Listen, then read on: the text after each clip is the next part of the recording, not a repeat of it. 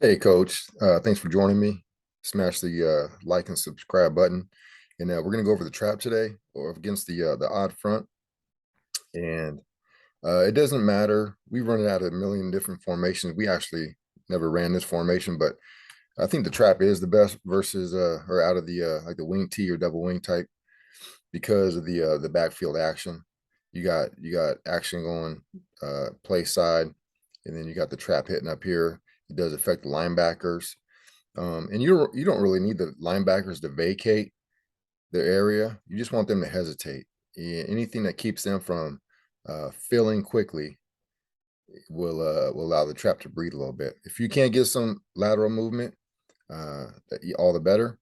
But you don't. It's not necessary. So anyway, so if it's an odd front, first of all, if it's an odd front and they're in a true nose here, then if you're doing trap at 0 or trap at 2, or whatever your number system is, we go 0 and 2.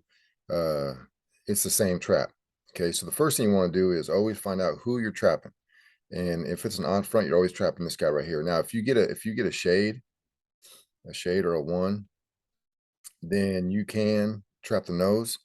We with the kids, we called anything. If it was a shade or a 1, we just called everything a 1. Any A gap defender, we called a 1. Just kept it simple. But so if you get a shade or a 1, then you can trap him. But anyways, we usually either have 2 tight ends or no tight ends. We keep it balanced. But so first thing you want to do is double team this guy, create a little bit of movement. We can create a little bit of movement. That's going to allow the trap to breathe a little bit and create a little space. Okay. And the rules we have for the linemen are we want to go first linebacker to the inside. We tell them is that find the trap guy, and everybody outside the trap guy we don't touch. We don't touch them. Okay. Everybody inside, we want to block them down. Okay. So we want to get the best release. So on this one, we want to get like a little flat release and get up, and we get around here. Now we got our rules are taken in this case, taking the tackle and tight end to the same guy. So the tackle should be aware of that. And when that's happening, you want to be able to give the tackle wants to be able to give his target his right shoulder, and then keep your eye on the back side right here for this guy. All right. When this guy comes, when the next linebacker comes in, then he can kind of come off. It's almost like a double team, a combo block. All right. Now we don't want to go straight to this backside linebacker, because what kills the trap, if the mic fills, that would kill the play. All right. And the tackle is the best positioned to keep him out of the hole, at least right away. Okay. And this one, his rules, there's really nobody there. So he can get to a safety. All right. Unless you think this guy's a bigger problem, he can get that guy. That's fine too. Okay. I always like to have him look inside, because you want the outside guys to be controlled by with the backfield action. So this guy's going this way. And like I said, we never ran this. I'm just using this as an example, but we have ran them from double wing. We'll go in a little bit of motion. And then if you're running double wing, this guy's up a little tighter. That's nice too. But anyways, we say the play side guy defenders are controlled by the backfield action. Holds them, they're coming up field here, and then we block down. We create a little wall here, and then we hit it right here. Okay. All right, I'm getting ahead of myself, but so that's the way theoretically it works. Now, does it always work that way? No. Sometimes these guys see it. The trap doesn't hit as quickly as you want. These guys see it and they can collapse. So that does happen. So, anyway, so now traditionally we're going to pull the guard. Okay, and you want to take your depth step. He wants to take his depth step here, then take an angle, and then draw that very well. I kind of drew it with a little bit of bubble, but you want to be able to get depth step and get into that hole. Get into that hole. All right. You want to get leverage as quick as possible. We want to take our right shoulder in this instance, take our right shoulder to that guy's near hip. Now we would tell them to take so they had a cornerback out here. We tell him to take an angle to like the opposite side corner. All right. We really want to get him into the hole. Okay. Um, let's see here. Now, if the kids play little league, or we give this analogy all the time. If the if you're playing infield in little league or baseball, then you got a ground ball. You want to put your glove on the ground, and if you get a hop, you want to adjust up. It's easier to adjust up than it is to adjust down. Okay, so same thing here. If this guy comes up field, all right. Now, if you're in youth football, these guys most time they're going to come up field, especially running a lot of power like we do. So we're double teaming this guy, and then so he wants to fight against that double team, and he becomes easy to trap. Um, but in high school, if they're well coached and they don't feel any pressure, they start squeezing. Okay, you can't. If we come flat right here, then they can get underneath us. Okay, but in this instance, let's see, I'm starting to get a little sloppy here. In this instance, we take our depth step, we get our helmet in the hole, and this guy wants to come up field, and we just adjust up like that. We adjust up like that. Okay, but it's real difficult to come flat, and then if this guy's squeezing in, to be able to still get him, because he's going to wrong shoulder us, he's going to blow us up. He's going to blow up the play. So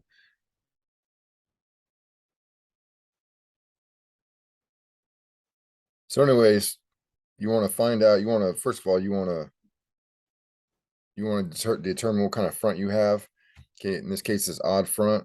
Kids know it's a double team on the nose, and everybody in the next guy out's the trap guy, the guy we're trapping. Okay, so we got double team here. These guys go up first backer inside. They're looking inside, and then let's see here. Let me real quick. Guard pulls. This guy wants to shut down. Okay, shut down. Now you have this guy climb, I guess, but we don't. We just tell him to seal inside. And we do other things too. Again, I'll get to that, but that's kind of the traditional trap. Okay, let me see. Let's go to the problems first. Now, the problem you're going to come to in an odd front is if this guy's inside, if he's a B gap player, or if he's lined up in B gap. Now, if he's kind of tight, like a bear front, then that's not as much of a problem. Okay, because what happens is what I'm talking about, I'm referring to is if this guy's trying to release inside, but this guy's blocking the defensive tackle is blocking him, then he's kind of in his path. So you're gonna have to try to get around him. So if this guy's in a three, it's not that bad. You can kind of get around him and get to your spot. Okay, get to your spot, and then we're still looking inside on that. The problem becomes when he's kind of like in a 4-eye, where he's inside enough to where we can't we can't get an inside release on him, but if we try to get around him, he's in our way there too. That's the one that kind of bothers me, this 4-eye where we can't get an inside release. So we're still going to try to get an inside release, but we do have a switch call where if we feel like we can't get an inside release or we can't get around them good enough, where they switch responsibility. So he's screaming that we switch. He's screaming down. We tell him, get your helmet in front of their eyes. Okay. Get your helmet in front of their eyes. And he can, in this case, look inside. Oh, that's asking a lot of him. And then he's kind of coming around. In this case, they're both going for the same guy, but it's not always that way. They might be in a 5-3 where the second guy, let's see here. If they're in this number, you're killing them, and they want to get into a 5-3, give me 1 second here. Let me see here. Okay. So in this case, the first guy, they say switch, he becomes the first guy. he's got to get here. Then he comes that way like that. Okay. He just kind of sidesteps, lets this guy clear, and then gets as tight as he can. He scrapes as tight as he can right there. So that's one problem you might have, especially when if you're pounding the rock and you're doing it well, they're going to start tightening up that defense tackle. And if they tighten them up, like I said, if they tighten them up a lot, it actually helps us. We can still trap them as long as we can get a double team push. We can still trap them. I'm saying if he's in tight like this, we can still trap him as long as we're getting a push. And he really is not in our way that much as you might think, because we can get around him. Okay, but anyways, so they have to communicate on that, and that's it. Okay, so that's a little thing that you have to worry about on the odd front. Now, I will say this: we love running tackle trap. We love running tackle trap, and I'll tell you why. A couple things. First of all, if you're doing a normal trap, and these guys are, if they're squeezing this guy, they're gonna be squeezing this guy too. Okay, and depends how good this guy, their guy is and your guy is. This might not be very easy. Now you could cut them. I'm trying to get away from cutting guys. I don't like doing that to kids. But I got, sometimes they get the national anthem rule when how you feel on Monday through Thursday is one thing, but when they play that national anthem, sometimes you things change a little bit. But we do try to stay away from cutting kids, and so let me see. Give me a second. Sorry.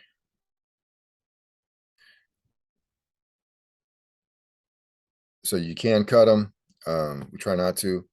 And also, when we get to the odd or the even front too, we'll go over that. But main thing here is if you can pull the tackle trap, and we have these guys in with pretty tight. We have these guys in pretty tight. Now, we do tell them is that if we're running inside, space out your splits a little bit, just a little bit. If we're running off tackle or outside, off tackle or further out, we'll tighten up a little bit, bunch these guys up. We want a little bit more space in there with the trap, and you think they'll pick it up, but you just kind of, they don't pick it up. You'd be a little sloppy. You don't make it obvious. But so if you run tackle trap, this backside A gap is secure. It's secure, and these guys can really double team without concern of that backside A gap, because normally, this center has to kind of keep an eye on the backside A gap, make sure, bounce around a little bit here. But, if the guard pulls, okay, the guard pulls, I know it's not how he's supposed to pull, but he pulls, and we get a good push right here on this double team. We get a push, and these guys are up here.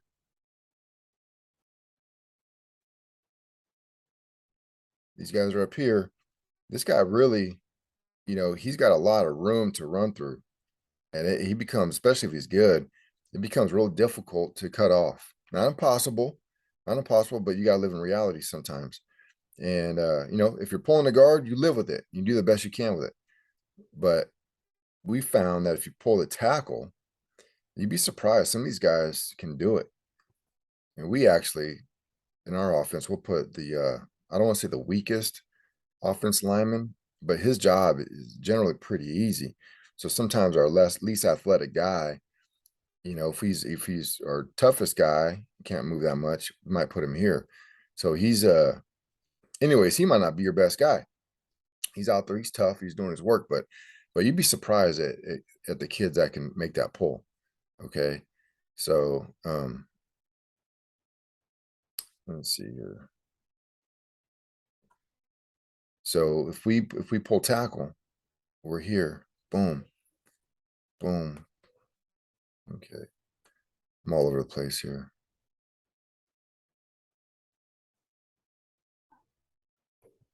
All right. Boom. And you know what? It might not be your best option versus every front, but it's always a good option. You always have the backside secure. If it's odd front, you could really sell out on the double team.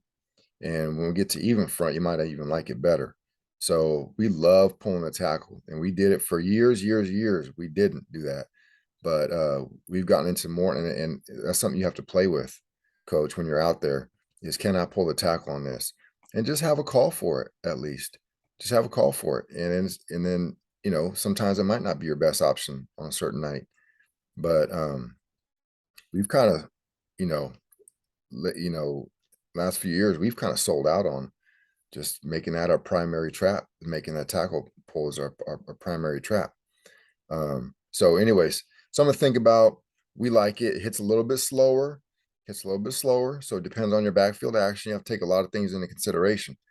Um, and I'm gonna probably make part two of this getting kind of long, but you want to be able to run it out in multiple formations. Uh, and I will say, with this backfield action going this way is the best, but you have to consider your backfield action. How are you holding these guys over here on the front side? Okay.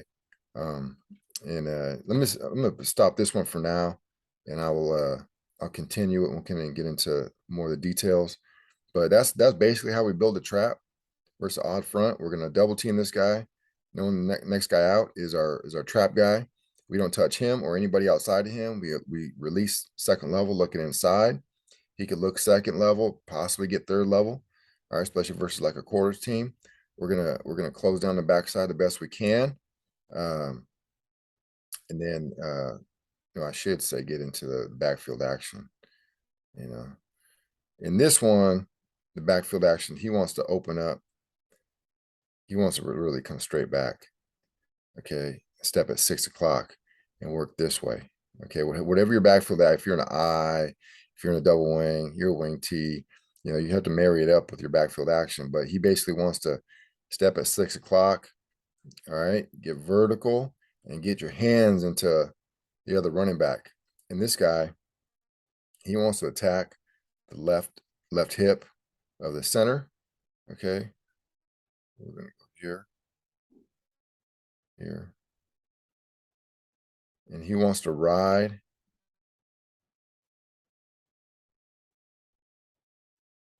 your helmet in front of their eyes, and he wants to ride this double team. All right, and then look for space up here. Okay, look for space up here. Okay, you can pop out this way. All right, you can pop out the back door. Okay, and you say, what about this guy? Well, we'll get into that in a little. We'll get into that in the next video. All right, because we have been leading through the hole with the second guy in the last few years. I really like that. We stole that from Clayton Valley, but anyways, that's how it rolls. In double wing, if this fullback's up a little tighter, it's a little more deceptive. If But we know we do a million different ways. So we're gonna kind of get into some other sets we've run it out of, so you see the flexibility of the play. So, all right, coach, thanks for checking out the video. Hopefully it picked something up, and look out for part two.